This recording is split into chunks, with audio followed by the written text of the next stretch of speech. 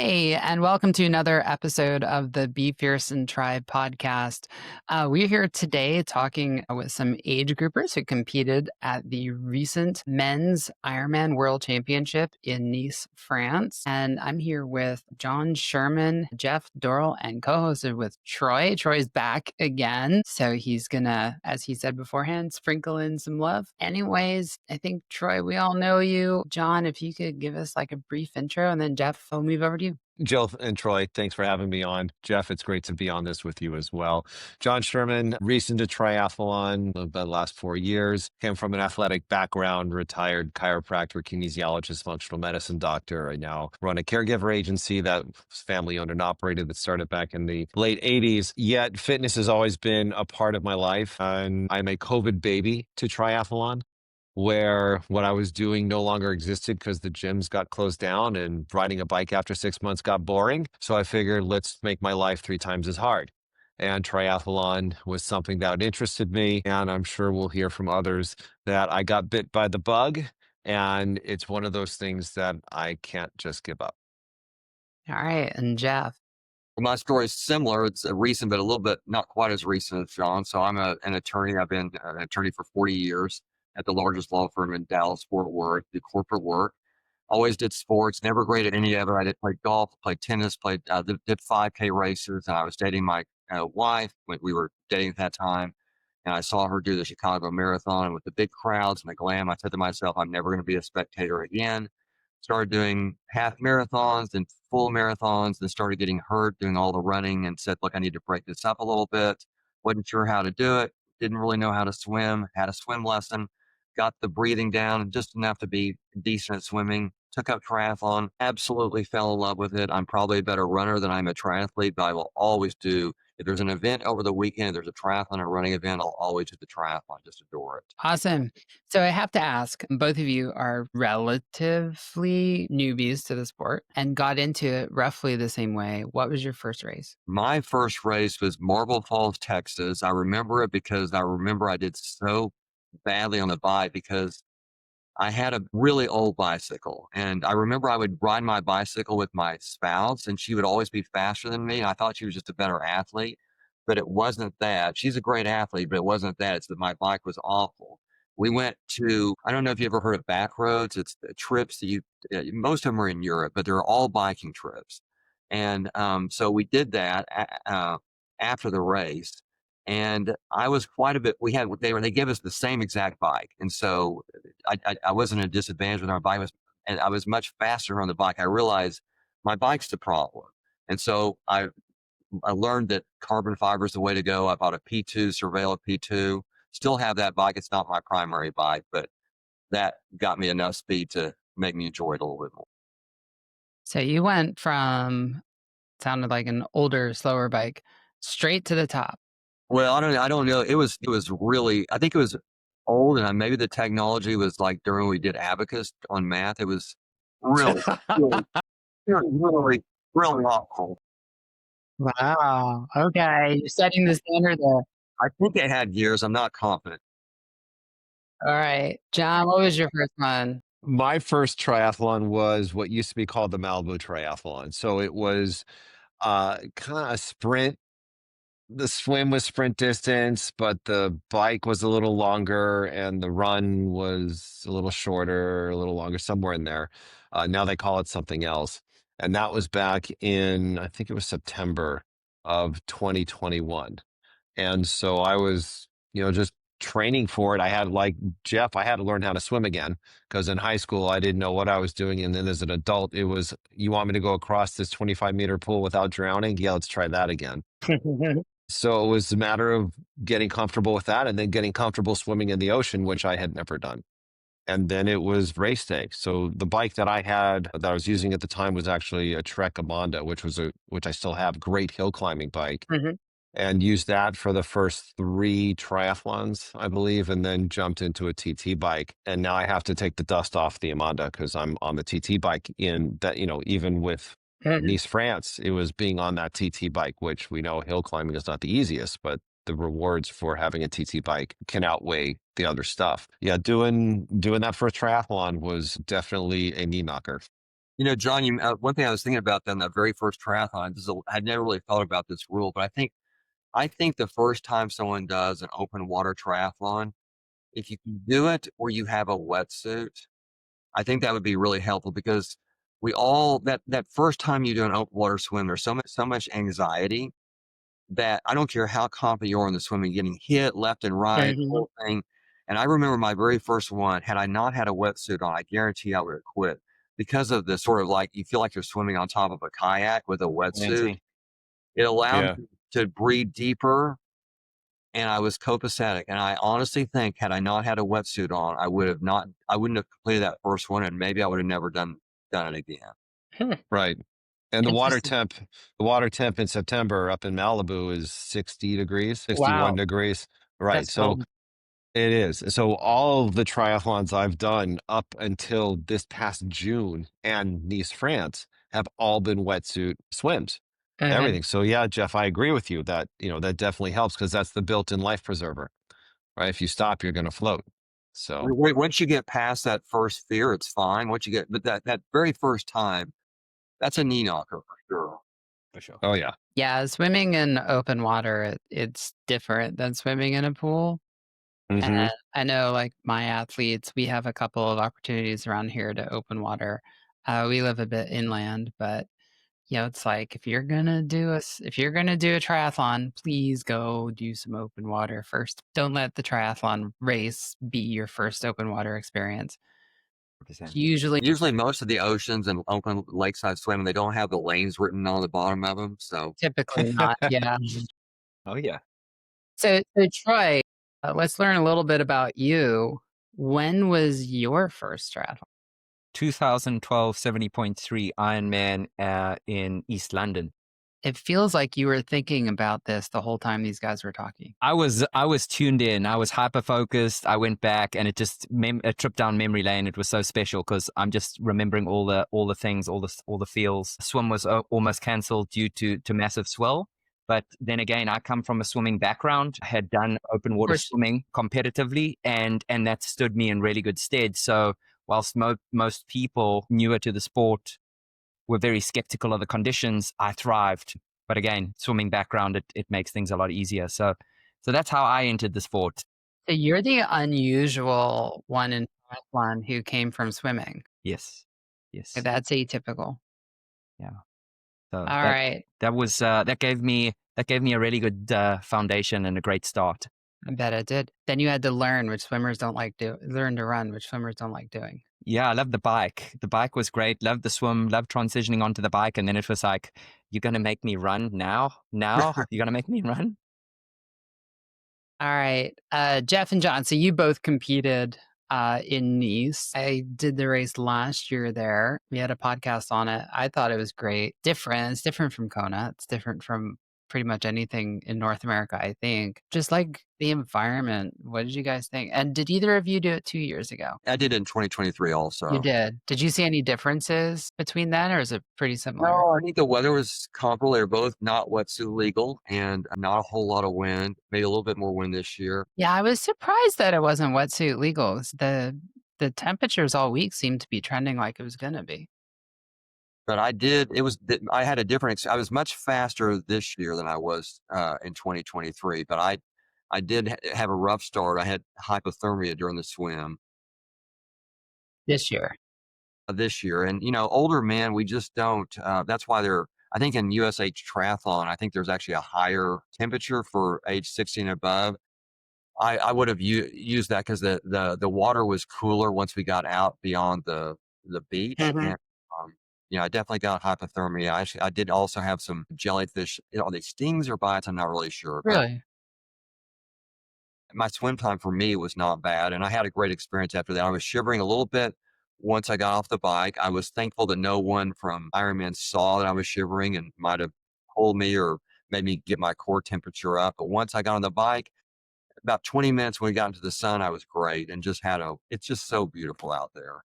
Yeah, I did see in a number of groups, some of the guys mentioning that they were getting hypothermic in the Yeah. swim, and I saw there were a few DNFs to that as well. I wouldn't say I've had it before. I would say it was, it wasn't horrible. It wasn't the least I've ever had. It was kind of in the middle. I mean, look, I don't want Mhm. to underplay it, but it was, I could deal with it. I did not compete 2 years ago in this because didn't even do my first full Ironman until 2024. Yeah. So it was show up to Arizona in November of 24, where I met Troy and did the event, part of the XC group Uh-huh. with Ironman, and qualified, and was like, okay, let's do this. And really had no idea what I was in store for until a couple of months ago. Far as I'm like, swim, okay, Mediterranean, great. Run is flat, it's 26 miles, okay. The run could not be flatter. Yeah. Um, you know, I've always told people that if I'm going to do a marathon, there's going to be a swim and a bike before it, and that was Arizona. And the second marathon I've ever done in my life was in Nice. So, Wow. I don't come from a running background, and I knew the bike ride was going to be challenging, Mhm. and it certainly was every inch of challenging, for sure. So the swim course, it was the same course as 2 years ago, Exactly the Jeff? same. Yeah, Still the M shape. So last yeah. year we had like sighting problems because the buoys were both the same color out and back, and they were really far apart. Did they fix that this year? I think Ironman does a great job with their buoy situation. I don't think that's their best one, just because the buoys, because what can happen, there was a little bit of swell in the water, not much. I didn't Mhm. think it was much easier to sight this year, in 2003, but because of the course, if you get just turned a little bit, you're not exactly sure which buoy to go for. Now, it's not usually a Yeah. problem if you've got people with you, but I think on that course that they would use colors, it would help a little bit. It's not a big deal. I don't want to overstate the problematic element of it, but and the buoys are they're spread a little bit far apart, I think. So Yeah, that was Yeah. one of the complaints last year was the buoys were much further apart than we're used to, at least in North America, and they were all the same color in all directions. So I know a few people last year who ended up swimming almost an extra mile because they sighted on the wrong buoy. And then when they caught themselves, they had to, kind of backtrack across. So I would say that the buoys for when you made a right or a left turn were red. So Right. I don't know if that was the same, but that's what we had. But the rest of the buoys were, I think, yellow, yeah, whether going out or coming back, even though the map showed something different. So it did take more of an effort to make sure that we were sighting to the correct yellow buoy, and being in a group, making sure the group you were in was sighting to the correct Right. buoy. Yeah. And I think that's where, okay, there's the kayak, there's the lifeguard, there's this, there's that. Let's kind of go off of them to make sure that we're tracking correctly. Cause yeah, well, all of a sudden, I was already here and now I need to go back the other way, avoiding that. And then when the swell kicked in, I'm not sure, Jeff, which age group you were in, but I so, was in the very left. yeah, I'm Which one? 60, 64 So, yeah, so you went off fourth. fourth. Okay. I was in the very last group, the 54, the 55 to 59. We were the last group. When we were coming back in on the swim, the last, I don't know, 900 meters, the swell started to kick up. Mm, And that became challenging to sight the top of the buoys yeah, if you didn't time it correctly.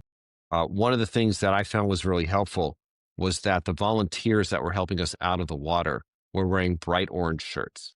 nice. So that was where my sighting took me on the way in, because it was very easy to see them. Using the buildings in the background, yeah, we try and find something bigger, but in East France, they all kind of look the same. Yeah, yeah. And it's not like I can, right. It's not that I'm just going to pop up and wait wait another couple of minutes to evaluate which one am I going to use. It's like, no, I got to go. Well played, John. Yeah, Yeah. super smart that you did that because that is what you fixated your vision on, and Mhm. that's what carried you One, home. one one thing Did you both do the practice swim? I never do the practice swims. I don't want to know. I just want to go experience it. I should. Okay. How about you, John? I I did not do a practice swim, the organized one. Yeah. I swam with a couple of friends on our own later that morning, and then in the afternoon. About 300 meters offshore are the buoys that the lifeguards put out there. So we use those to sight off of, to swim out and back a couple of times. Yet to do the organized 1.9 whatever or 19, 100, 19 kilometers, whatever it was, that organized swim, I'm like, I'm going to have enough competition on Sunday. But one thing that's so great about the Mediterranean Sea there, the salt level is so high, even though we did not have wetsuits, it's like you kind of have a wetsuit that's torn because there's so much salt in that water. It definitely helps in the buoyancy. And also, one thing I also liked about it, up and back and up and back, the out was slower than when we came back. There was definitely a current coming back, at least for me. And man, we were motoring coming back. I mean, you knew you were done with the hard part once you Mm, were out because the coming back was quite a bit of push. Mm. okay. All right. So you make it through the swim and you get out. Long run up the ramp to, transition. Um, and then what? So you got on the bike. Actually, I had a question on the bike. Mm, what percentage do you think were people, it's a very hilly course. What percentage do you think brought TT bikes versus, road bikes? Well, I would say the majority of people had TT bikes. Okay. Again, during, that morning in transition, I wasn't looking at all the racks, seeing what kind of bikes people had. I know that the bikes that were in my immediate area were TT bikes. Okay. When I got out of the water, again, being the last age group out there, when I got through the changing tent and went into transition to make that nice quarter-mile walk to where my bike was, the majority of bikes were already gone. I was like, "Oh my God, where's everybody?" Yeah, but you said you were in the last age group to start. Of course. But still, it still messes with the mind. It's like, am I It that sure slow? does. Yeah, last year I was in the last age group to start, and yeah, it's the same thing. You walk into transition as largely empty. It's like, oh my God, I'm so slow. And then you're like, no, no, I wasn't. I was the last to start. Well, I can tell you because I used a road bike. This is my third time to do this course. I did the 2023 World Championship. I also did the 2022 just straight Ironman. These Yeah. I'm for me, I think it was a really good decision. I felt like that the reason why I like the road bike on this course, unless you're really an elite athlete, is because on the uphill, the lighter weight really helps you.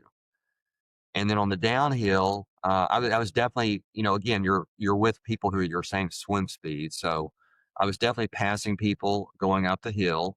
I thought I would get past going down the hill. I actually wasn't. I was actually passing people going down the hill and I think the reason why is because I was able to have a wider stance with my grip, Hmm. much less. I had no fear at all. And I think because I've done the course before, I knew the switchbacks. And so the ones in the try position, they wanted to gain the speed they lost by having the heavier bike going down the hill, and they were fearful. And so I think the only time I lost speed was when it was flat. When it was flat, I was definitely the try bikes were passing. But for me, it was a really, really good decision. Yeah, I saw there were a lot of crashes on the downhill. I would say 80% of the bikes were tri bikes. 'Cause I was looking at that because I was like, man, am I really in the mind? And I would say it's definitely a vast majority were tri bikes. Okay. Yeah, I was, last year I felt in the minority with the tri bike. It seemed like everybody brought road bikes with them. That's interesting, mhm. Joe. Well, that Yeah. may be a little bit different for the men and women. That might be that factor. But I Yeah. love, going down the hill with just having that and I also used 28 millimeter tires, which I think was a big difference too. In the fatter tire, I'd done it the year, 2 years before in a different road bike and thinner tires. And I really like the fatter tires for sure. How about you, John? What type of equipment do you bring? I brought my tri bike and I run 25 mils on my tri bike. And I've been riding that thing exclusively for the last year. And I've been doing a lot of steep hill climbing and steep descents with the tri bike. And if I was on my road bike, I wouldn't have gone any faster. I'm just very careful. And my number one or my top goals with the bike course in any competition is number one, no mechanicals. And number two, don't crash. So Those are very good goals. Those are very good goals. if I lose a couple of minutes because I'm slower than other people, you know what? Fantastic. I didn't see any crashes occur because, again, being in the back of the pack, yet I heard the ambulance is going quite a bit. Mhm. And I was glad that I wasn't on the receiving end of one of those ambulances. So Troy, I may have this statistic wrong, but I think 25% of the pros crashed out, right? Correct.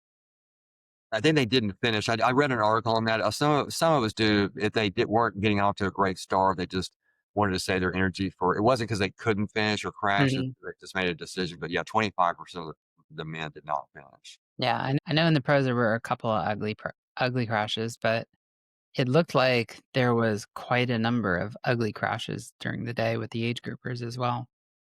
That downhill is really I mean, it's interesting because it's very fast. I mean, you're going up. Keep in mind, you go up 85 miles, and then you go down 27. It's like they Mhm. dropped you from an airplane, except there's switchbacks on the way. And then the curvature. There's not railings. There's these little stones. Like if you go off the edge, not good things are going to happen to you. You see, I always kinda had the thought in my head that I'm like, "Well, if you're gonna crash on that course at 25 miles an hour versus 10, you're probably having the same outcome either way." Hadn't thought about that. You may be right with the drop off. Yeah. So I went down that and mostly the aero bars last year. I th I don't know, maybe it changed this year, but I thought the places where you really had to pay a lot of attention to were pretty clearly marked. Is that the same Again, it's here? they're very well marked, and there's certain really tight corners they had, the really tight corners, they had someone there warning you, but a lot of it Really? goes back in certain areas, Okay. Yet it all goes back to what one's comfort level is in descent and how much are you willing to push it? And again, what's the trade-off? And also, What's the if I trade-off? you're with other people, and that you try to separate a little bit, but sometimes that you're at the mercy of other people because if they make a mistake, Mhm. and so you also have to kind of gauge who you're with. I Mhm. kind of felt like it was a great course last year. It looked like it was the same course this year, but I kind of felt like North Americans generally were at a disadvantage just because like our roads, even if they're hilly, they tend to be straight. We don't get like these switchbacks. So a lot of Americans showed up last year. They're like just really scared of the switchbacks. For sure, for sure. I just don't like crashing. It doesn't feel good. Generally to be avoided. Yes. Seems like the best answer. So what was your favorite part of the bike? Are you asking me or are you asking Jeff?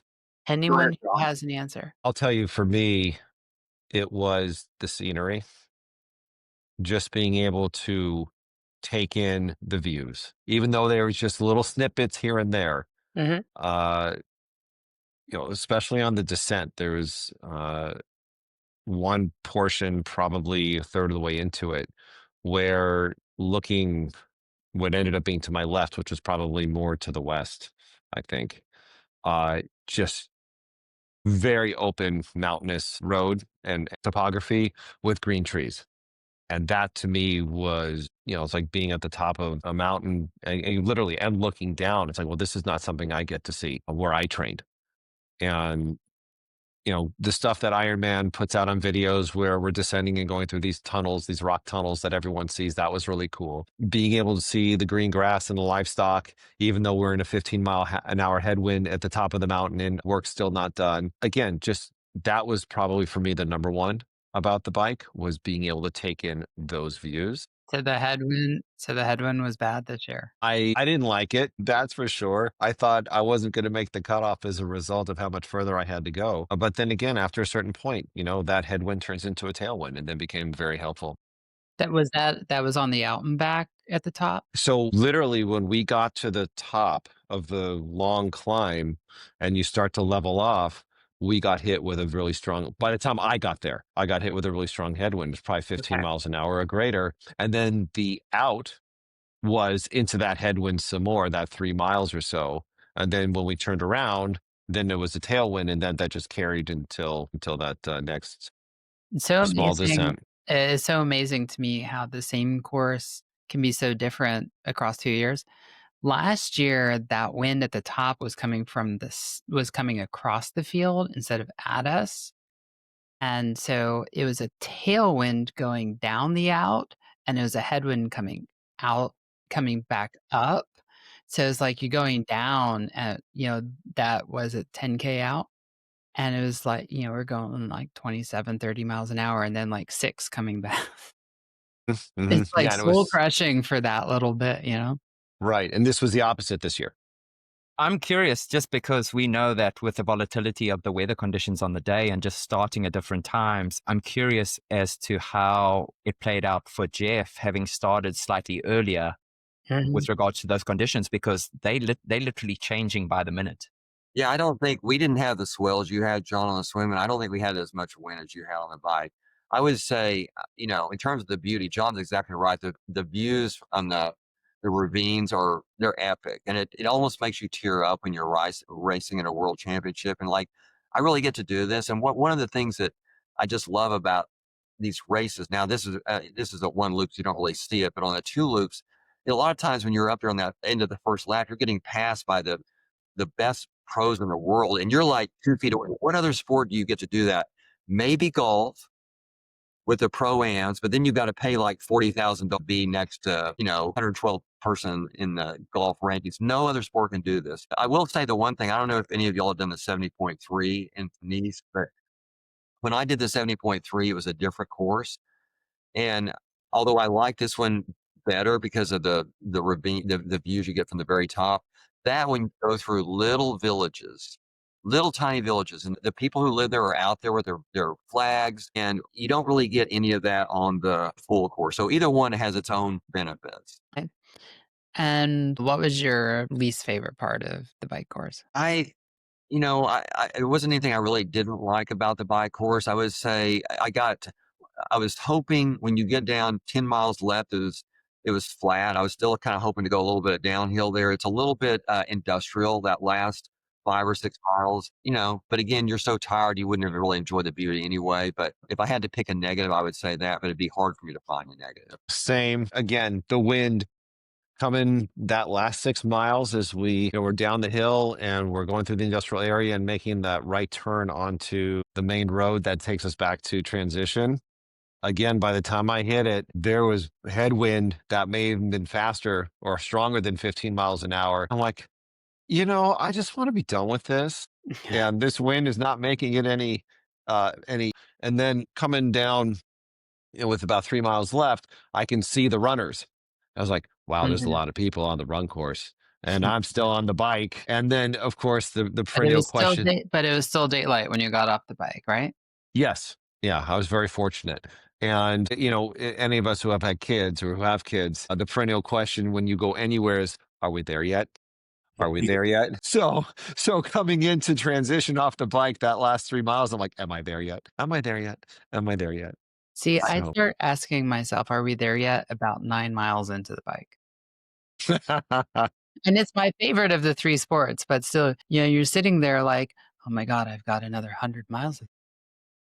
right. Will say I did see something amazing on the end of the bike. When I was coming in on the bike, there was a man we were 3 miles out. He had obviously had a flat tire. I don't know if he didn't have the equipment to take care of it or whatever, but he was running full bore with that bike with at least 3 miles to go. And I remember my wife, and we had some friends that came with us, and they told me at the finish line that there was a guy running full bore with his bike. So he ran that full three, and maybe he was out there 4. I just know it was at least 3 miles. He ran hard with that bike. Yeah. He was determined, man. You do what you got to do. You do what you got to do. Yeah, Mhm. and that beats waiting like an hour for SAG to show up. I guess so. But it Mhm. wasn't like he needed to do that to make the cutoff because, we were well ahead of the cutoff. So he was doing that because he wanted to have a great time. Yeah, I can't blame him. So, transition, so you get off the bike. That last was it almost 10K? Is pretty flat, right? On the bike, yeah. Yeah, It's going through the industrial area again and then going down the Champs-Anglais, which is the main drag right yeah. against the Yeah, I remember last year I was on the run watching some of the bikes still coming in, and I was sitting there yelling at them. I'm like, "You're still in a race." There was like very lackadaisical pedaling going on that last like mile that's going by the runners. Mhm, mhm. I'm curious, did the guys take it more seriously and like stay, head down, arrow until the end? Was there, looking at the bikers' faces, was there a sigh of relief that the end was in sight? You can judge that best on the run because when I start the run, I look and see what percentage of runners are walking. And I will tell you this, at this race, it was a very high percentage run rate. There was a very low percentage walk rate. Really? Interesting. Again, I'm older. And so my time I was trying to get under 14. I was 14 hours and 20 seconds. So I didn't get under 14, but Just. I would say a vast majority were running. There was very few walking. Okay. I want to chime in here real quick because before we get on the run, I want to do a temperature check with regards to where were you at psychologically after the bike course as you were in transition? Where were you psychologically before you went on the run? Where were you? What was going through your mind? How were you feeling? That for me is really important. Was first happy to be off the bike. And I'm in transition, putting on my run shoes, going, oh, I actually get to sit down and stop moving for a few seconds. And then it was, So John, was it how, relief? Was it relief? Like it's done? One for me, step it was closer? Yeah. absolutely. And, I knew the bike was going to take me between 7 to 8 hours, and it took just over 8 hours, with all the stops and stuff like that, and mentally prepped for that. And then it was, okay, here's the run, and it's not, something short, chunk it down. Don't think of the enormity of it. And it's just, again, what do I need to do to execute my plan? And I hope my body will hold up to execute that plan. But if it doesn't, what's plan B? What's plan C? Hmm. And I knew that going into the marathon, for me, it was a walk run combination. There was no way I was going to attempt to start running mile after mile after mile because I came in with a foot injury, and my mile times are faster when I walk run than if I just try and run. And I don't mean just walking through the aid stations. So I was actually really looking forward to seeing how well will I be able to execute this, and how either on par or slower will my per mile times be compared to my training during this, given the fact that I just went through this epic bike ride. So I have a question on the walk run. So walk run is always interesting because most people do walk run of some sort, right? Hmm. Are you following a specific methodology or just kind of walk when you feel like it? I choose prior to the event based on how I do in training. Am I going to run for 3 minutes, 4 minutes, or 5 minutes? And Hmm. then am I going to walk for 1 or 2 minutes in between, not including the aid stations? So Kind of Galloway method. I guess I don't have a name to it. Closest thing to it, Jill, by the Yeah. sounds of things. Yeah. Okay. And that's what I had done. And when I'm walking, I'm not walking at a lollygag pace. I'm walking about a 12.5 minute mile. So I'm pushing it. I don't know how that compares to other people, but for me, that's pretty fast. I don't And roll so fast. And so my goal for my per mile time with the walk run combination was between 9.5 to 10 minutes. I probably didn't do that, but that's okay. It's a world But you championship. finished and you Yeah. finished strong. Yeah. Yes. And John, you've been quiet. What about the run? Oh yeah. So on the run, I would say, first of all, you talk about how I feel when I get off the bike. Every race I get off the bike, I'm thrilled because I know I'm going to finish the race because the only reason I'm not going to finish a race is there's a mechanical failure on the bike. Okay. And so once that's out of the picture, and actually I reached the point at about 3 miles in, I know I could walk a bike in for 3 miles. So at that point in time, I'm like, I know I'm going to finish. So I was thrilled about that. The run here was maybe one of the best runs I've ever had, and I don't really understand it because the I live in Dallas, Texas. We don't have hills. I don't practice on hills. The only way I get hills is I use a Peloton at high tension. I don't ever get on a bike except for a race because I don't. In Dallas, it's just too risky, and so most every Ironman I've ever done, and this is my 44th. I've done a lot of them full Ironman. My legs are fed when I start the run. It takes me about a mile for them to get going. When I got started that run, my legs, I felt like I was completely, I don't know what had happened. My energy level was very good. My legs were very strong. I've always had a goal to run under 4 hours on a marathon on the for an Ironman. I've done a 4:02, but that's I haven't, and that was probably 7 years ago, but I was definitely on pace to do it until the last 5 miles. I ended up with 4:08, and I was really, really happy with my run. About once every 10 races, I just have this sort of really incredible run experience, and then it goes away for another, who knows, but that was, I just had an awesome experience. The flat course, I mean, 408 is It's phenomenal. it was 408 you said, right? yeah, and they, Yeah, I mean, that's a very respectable Ironman If marathon. that's phenomenal, man. Yeah. That's phenomenal. All things considered, I I mean, think. we all saw on TV, like the pros are doing like 2:30s, but us age groupers are not. well, the pros are, they're honestly, the pro Ironman athletes are, in my opinion, they're the best athletes in the world. I mean, they're unbelievable what they do. I mean, The physical stamina to be able to run the same pace that the professional runners are running in marathons well, yeah, the best in the world is after doing everything else. they're running with 2:20. I mean, that's Mhm. 20 minutes. It's like whatever, 13% slower. Unbelievable. Yeah. Well, All I right. think when it goes right and it goes your way and it goes according to plan, Jeff, that's when you have those days. That's when you have those magical moments. And I think we all experience them in different races in different seasons of our life and our journey. But when it goes according to plan, and it really does, it's a magical thing. It makes up for a really bad, just normal swim time. But I finished first in races. I finished last in races. I take joy in every race I finish. Absolutely. And you know, we're here to have fun. Yeah, I tell my kids our priorities are in order. Don't die. Finish. Don't finish Yes. last. Well, But I was gonna say, even finishing like I did a race, a world championship race during COVID, and I was hurt, and it was it was the what is it? The challenge is there a series? There's a series called Challenge Ironman, and it's challenge. So it was that they used that as a world championship race, and I'm pretty sure I was in last place because who's the it's the sweeper, and Mm. and it was great conversation I had for a half marathon. The second half of the marathon because a lot of good conversations. Yeah, I had an excuse. I was hurt, but still, you know, you're out there, you're finishing, and those people are still pretty phenomenal. So the run there is super flat. That run out to the airport and back. Are you guys used to running flatter courses or hillier courses, or do you have a preference? My preference is because running is my thing. That's where I'm strongest. Mhm. I want the run to be I want two things in the run. I want it to be as hot as possible, and I want it to be as hard as possible because that will give me an edge. And so, we all human beings slow down in heat. I just don't slow down as much as other people do. And so, unlike the bike, I want the bike to be as easy as possible.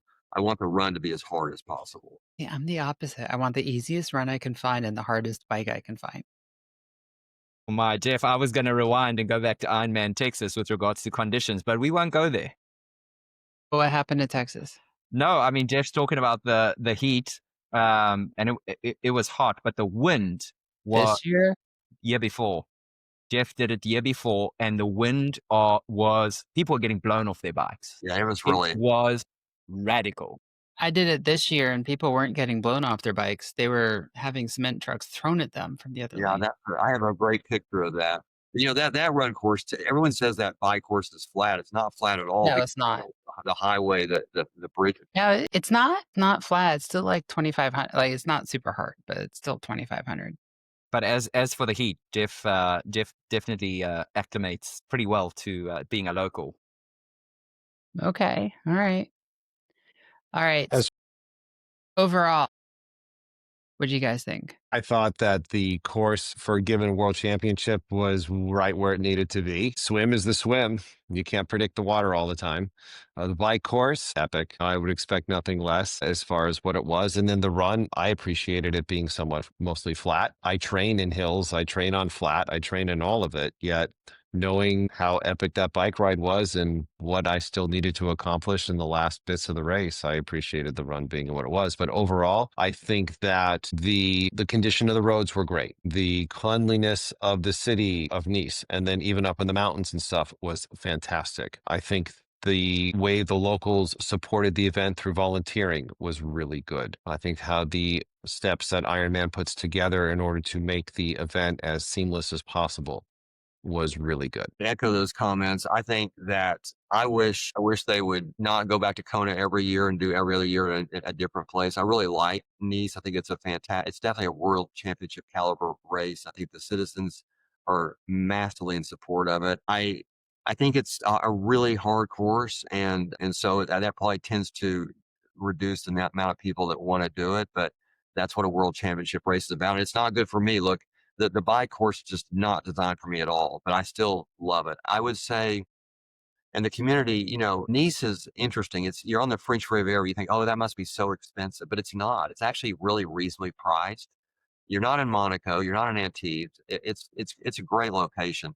The one thing I will say about it, and I've done Kona twice. Ironman. Look, if all Ironman ever did a world championship like the way they did it at Nice, it would still be extraordinary. But what they do in Kona it's more. There's more glam they add to Kona. There just is. Like I remember the first time I did Kona, there was a quarter mile of like walking up to the transition of like people giving you headphones, like all these booths. It just you had someone who put on your race tattoo. It's more glam than Mhm. these. And you know, I wish that Ironman did that for all the world championship races. Yeah, I think that's been, like, the main complaint I've heard is that the course itself is maybe more world championship than Kona, which I know is a sacrilegious statement, but that the atmosphere is not the same, that it's That's not, look, kind of I'm not missing. fighting about it because I think again, if all Ironman ever did was a world championship like they did in Kona, it would still be extraordinary. It would still be A plus. But what they do in Kona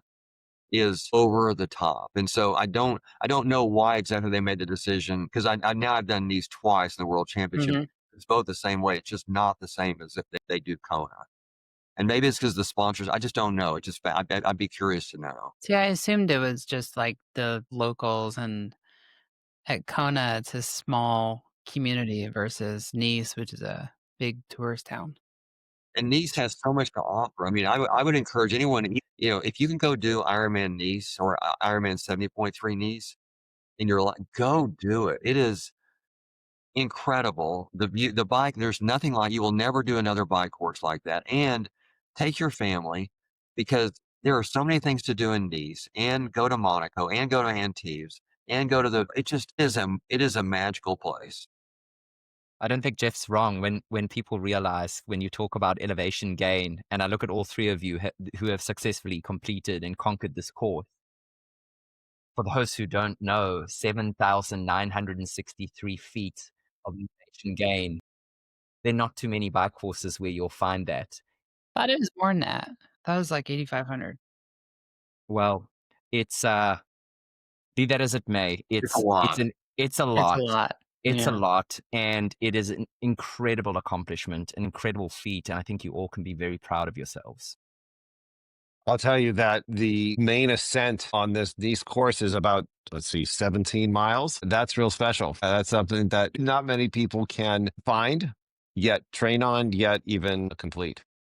Yeah, I think that's the intimidating part is, Mhm. first 10K is flat, and then the next, like, 8, 12 miles is straight up. Well, you have to tell And your, family who are and friends who are following you on Ironman Tracker, you gotta really be clear to them, "Look, hey, by the way, for the first 85 miles, I may not be on pace to make the time cutoff, but don't freak out." And when they see that what John's talking about, that there's about a 12-mile stretch where it might take you 2 hours to do it, and your people who are following you are going to freak out. And so you just gotta kinda give them a little bit of heads up because and what my wife did the first, she knew the second time that that was going to be like Mhm. the first time she was freaking out. And so she found other people. She had written down bib numbers of the kind of people I'd started with and seeing how they were doing. Like, okay, well, he's not much slower than they are, so we're good. But it can, you know, it kind of puts your little brain in Shock a to little. the See, that system. was one of the things that freaked me out last year was I was looking at all the cutoffs and the elevation gain and starting in the last age group to start, I was like, "Oh my god, we have such little time to make that first cutoff." That was the only one I was worried about, was the first one. I was like, you know, "Once it's you get interesting. past the first one, you're golden." Right. What's interesting is, you can practice the Nice course online. There's a couple of, Yep. platforms. And I was training on one of the platforms, and I'd been on the trainer for 6 hours and 13 minutes and only went 56 miles. And I'm like, are you kidding me? I'm going to be on this bike course for 12 hours. Yeah. They're going to take a lasso and they're going to have to take me off with that thing, because how am I going to get finished with this? So at the end of the day, I had the same this experience on Full Gas last year, and it turns out it was a lot harder on the trainer than it was in real life. I think that's a good thing, though. I really do, because in terms of preparing, I think that prepared you. And even if it over prepared you, what a pleasure. I mean, in retrospect, you can say that. At the time, it doesn't feel that way. I Oh, bet. yeah, absolutely not. No, it's like, how am I going to make this? Yeah. And it says on Full Gas, the time that it should take you to complete this course is 5.5 hours. And Mhm. I'm still going up that first main hill at 5.5 hours. I'm like, okay, Yeah. Yeah. I'm like, I'm pretty quick on the bike, and I definitely was more than 5.5 hours. for sure. I don't know who's doing that in 5.5 hours in the age group. Not a lot of people. I agree with. All right. Why don't we talk about the most memorable moment? Period. Like overall, what was your most memorable? I would say for me, it was when I got off the swim and like you say, I had a rough swim, but every time you do a trial, that's what I tell my son. He does triathlons too. Is one thing I love about triathlon, there's always something untoward that happens that you're forced to overcome. Okay, Mhm. so my swim was rough with the hypothermia and the jellyfish stings or bites, whatever they're called. And when I got off the got into the transition, I see these giant pictures of me, like, my wife and friends had made these giant Jeff faces, which I'm sure scared everybody off. But like that was the perfect thing for me at that time. I needed that. So That's awesome. I love That's that. that's fantastic. I would have to say that it's two portions, or two things. One was when I was transitioning off the bike and I was at my rack, or trying to find my rack. My family, my wife and kids, were just on the other side of the fence, literally where my bike would be.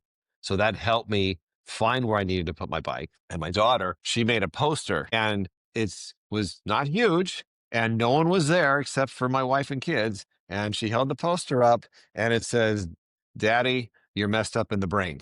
I love that. Nice. Awesome. I wasn't expecting that. That's so mean. It's something though that it's that we have shared for years, since I've been doing triathlon. So she holds up this poster, and I'm like, that's absolutely fantastic. And then the other, I'll just call it, epic moment for me, was crossing that finish line. And it was, number one, just crossing it. And number two, my family was literally on the other side of that finish line. They had the opportunity to be inside the ropes, so to Mhm. speak. So they literally were at the bottom of that ramp, just off to the left, to put the medal on me, to hug me, to greet me. So That you right there. so you got the experience of being pulled off to the side at the exact moment that you really just want to keep walking.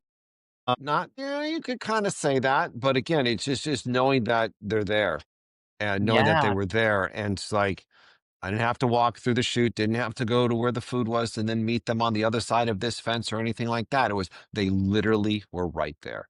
And that for me was just absolutely priceless. To experience the moment That's and to the be actual there. experience, and that's an incredible experience. I did the Miami Marathon. I always do the Miami Marathon because it's hot and it's flat. That's perfect for me. And so, but I saw a sign this year, that's one of my favorite. The sign said, "I also adore attention."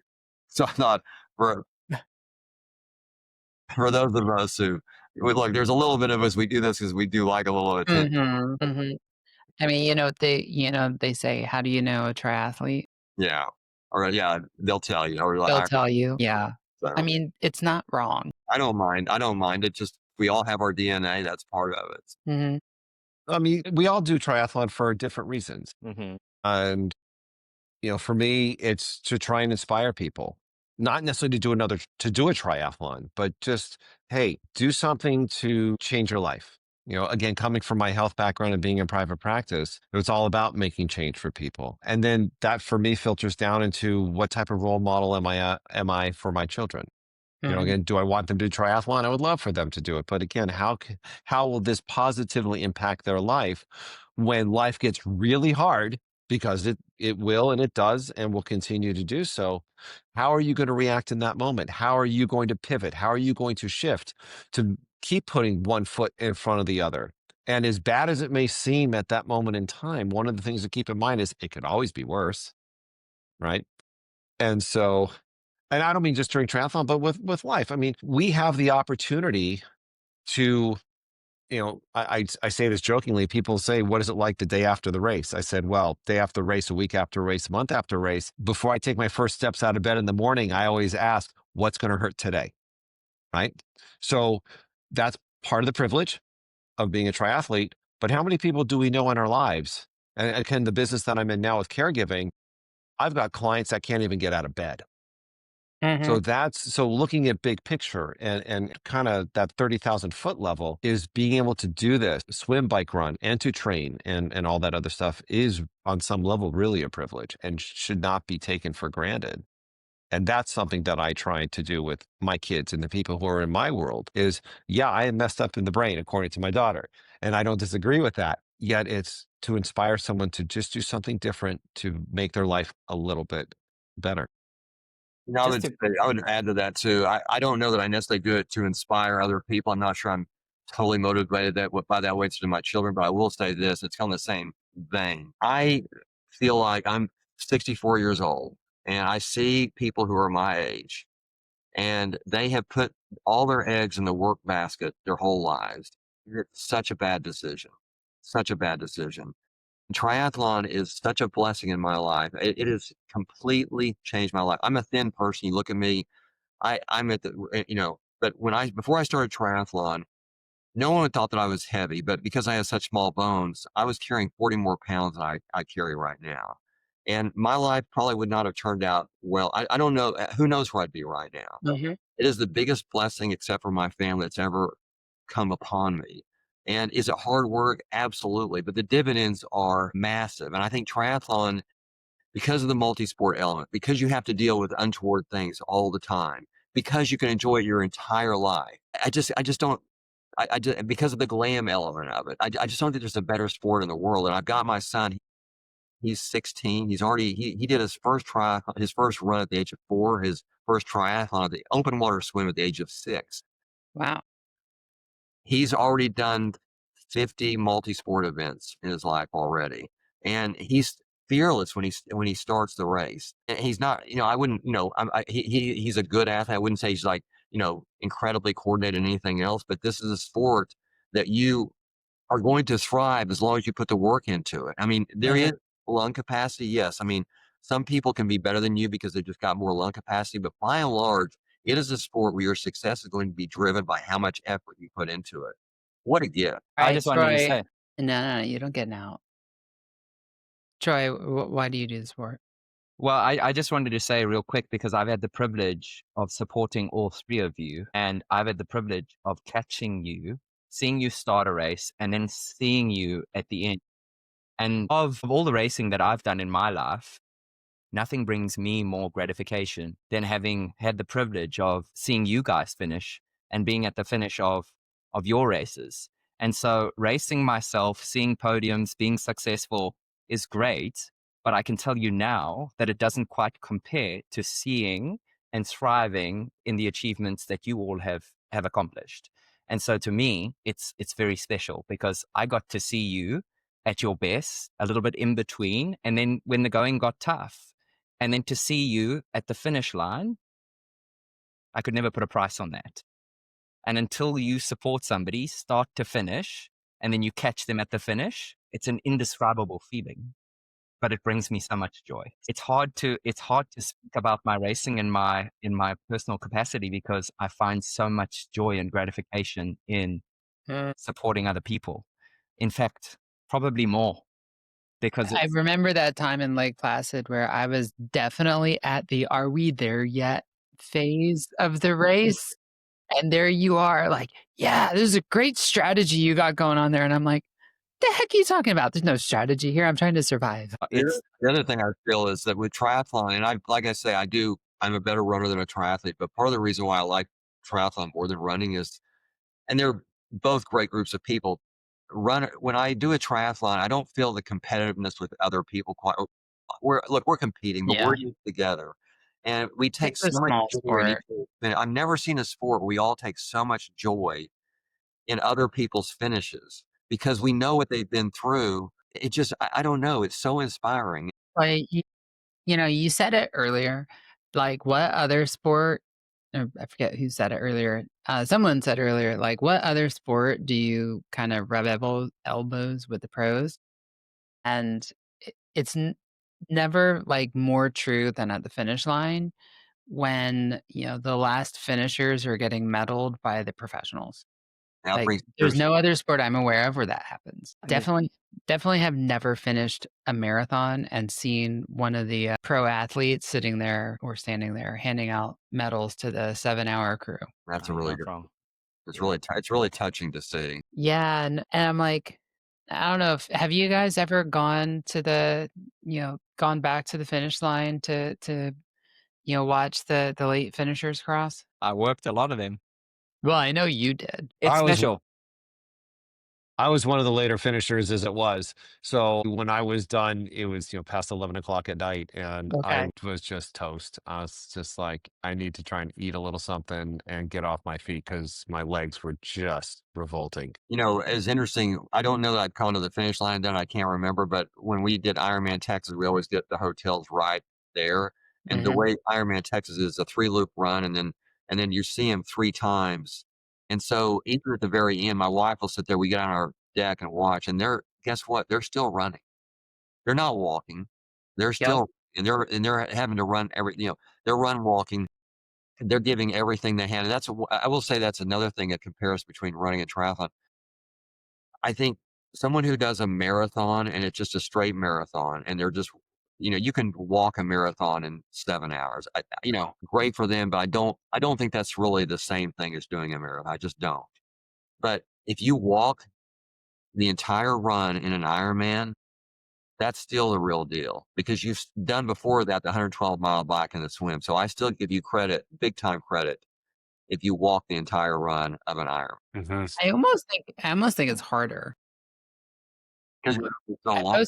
I posted something in one of the group pages on Facebook for an endurance run. I was like, someone is asking about nutrition. I'm like, It's actually harder for folks who take longer because you're out there on your feet longer. You have to deal with more weather, changes in temperature. You have to deal with the nutritional needs of your body change And over. also the heat, you're in the run during the worst part of the heat, Yeah. and there's less support. There's less. You're not getting quite the enthusiasm because the volunteers are not there. They may run out of water or whatever. It's a Yeah. I can tell you during the run portion for me, after, going onto the third loop after the halfway point, things really started to thin out. The aid stations started to break down a little bit more. The majority of the Mhm. runners were already finished. The spectators, coming, back, let's see, so 13 miles, mile 17 back to 18 to 20, heading from the airport back up to transition to start that fourth loop. It's like, where'd everybody go? Yeah. Yeah. And then coming back down, it's like, where is everybody? Why they, so for me, it was, oh, this is no problem because I normally train in the dark. I'm up before the sun comes up. I'm on the bike, I'm running and all that. So I kind of felt at home, but still, it definitely is a shift in energy. So when the pros talk about it's really easy to overcook the beginning part of the marathon because everyone's out there and cheering you. I was like, for you, because you're the head of you're the Yeah. front of the race, Yeah. Yeah. for us, it's what do I need to do to keep my head into this game to Mhm. keep going without the support of others around me? Well And said. then then of course later in the day, if one needs to make a pit stop somewhere, that could also be a very special experience, depending on how many areas Yeah. or those porta things that are actually out there for one to use. These are things we don't John's brutally honest about his experience, but No, he's not it's wrong. no, yeah. Those are last resort. You don't touch those unless you're going to explode. What Right. Part So of the race is one thing. During the race is a whole nother animal. absolutely. But again, it's part of what the of us who are in the back potentially might have to deal with. And Yeah. I'm like, I don't know which is worse, like dealing with that or like the Taylor and Ib situation where you're telling people, please don't take a picture of my rear end. yeah, I yeah, think good. that's a hard choice right there. Hmm. Hmm. We've seen it all. I bet you have. I bet you Yeah. have. I know last year on the run course, like, it was the first time I'd finished after dark, and that was the light went away so early in the day compared to like other races I've done, which are like more in the summer, and the temperature fell so quickly. It's like once the sun Wow. came down, there was like a at least 15-20 degree difference. Like it went down. And you know those like water things that you walk through? Yeah. Oh yeah, the fountain. Yeah, they didn't turn them off. Same here. They didn't turn them off either. Yeah, so it was like, I don't know, I'm making stuff up, but maybe it's like 60 degrees and we're already cold. And then, you're kind of forced to walk through them. Well, So then you're cold and wet. well, Jeff, I'm sure you saw this this year. I don't know what it was like last year or the year before. There was definitely enough space between the showers and around the shower on the outside of the showers to walk around them. You did not have to go through them. And it wasn't hot enough where I'm a big believer if it's hot at all, when I'm on the run, I want as much water on me as possible to cool me. I mean, it's really helped a lot. Yeah, yeah. I didn't feel like the heat was like that this time. And so I don't really want the water to weight down my shoes. And so I, Oh, you know, but I still put water in my head all the time. Every water stop on my head, I just make sure it doesn't, I try to get it where it doesn't hit the shoes. I will say this on the, technology. These new running shoes, all these little things, they make such a tiny difference. They make a big difference. The new technology in the running shoes yeah, that's why we're seeing world records. That's why Exactly. if you're not running in the fastest shoes, and I know, look, they're all $250 to $300, but if you're going to do the sport, and I don't use those shoes for races I don't care about, but you're Yeah. crazy to use them because they will do two things. They're going to make you faster, and they're also going to make your feet less tired. They're So unbelievable. did either of you guys look at it's a was it Triathlete magazine, I think it is. They after every major race, the T100s, the world championships, they do like the what did the pros Hmm. use, most cited bikes, most cited da da da da da. And it was really interesting looking at the analysis of the shoes that the pro men used, the top 20. There were some interesting choices in there because like, you would expect after such, in an Ironman where you've already put in all essentially like multiple marathons by the time you get to the running portion, you'd expect that, most people are wearing like, more stable shoes. And some of the pros went to like really unstable shoes and had really fast times as a result. So that was not in your typical Vaporfly Alpha Flies. They weren't really there this year. Not I don't. not top 10. No, no, it was more like the On Cloud and Asics and Matrix are unbelievable. I don't. I think stability is way overrated. I don't think that you really need the stability even for a marathon. I mean, it's not like you're gonna. But so if they tell me the shoe is the fast for the 5K, that's what I'm going to run in the marathon, and I think it makes a difference. And I don't. I never worry, and I'm like not the most coordinated person in the world, so I don't. I'm never worried about the stability at all. But I so do. One those thing. of us who are injury prone on the run No, I'm think with. Thanks for differently good. about it. I was saying this. yeah. One thing about the pros is keep in mind they run typically they're going to land front foot first. Mhm. And Yep. so like the most expensive ASIC shoes and like the Hoka Ciela, it has carbon fiber in the front, it doesn't have in the back. But most of the Mhm. normal runners, when we get tired, we're going to run flat or fat. So that's That's not right. an issue for us. We want. Yeah. So with Kona coming up, I'm like going through the what shoes am I going to wear? So I just bought like the whole new shoes. Like, okay, so which ones are we going to use for the marathon? I used to go for the Saucony Elite, and then went to Alpha Flies, and I tried the Cielo ones, but I'm not like a huge fan of them. But the V2 ones, I'm like, okay, well, I have a pair, but I haven't really run in them. They're not to me as bad as the original ones were. And I'm like, oh, but those on cloud ones look really nice. I would also look at that the Rocket X3. I ran that. That's what I ran, Yeah. and I definitely run. I ran in that on my on the Boston Marathon. I did Miami Marathon, and I had a qualifying time, but they'd lowered the times, and I thought I'd be fine. I think I was 4 minutes under, but I've been reading that's not enough, and so then I wanted to go ahead and get qualified. So I did a marathon like a month ago, and I did the X3s. Not that this was the sole reason, but I was 25 minutes under my time. And Wow. their shoes, I've run the X2s, but those X3s, they're not that different, but they're a little bit The they're Rockets? I'm sorry? Which shoe was that? The Rocket? X3, I would definitely try it. I Yeah. was That's actually one of the ones that are in a shipping box arriving tomorrow. See, you guys are all very lucky. I have a wide foot, and they don't make these shoes for a wide foot. And Mm, so I'm stuck with the other choices Nothing and wrong with that, whatnot. John. Nothing wrong with that. I need to know. So here we are talking all about the World Championship experience, which has been absolutely fantastic. But the next question for me is, what's next?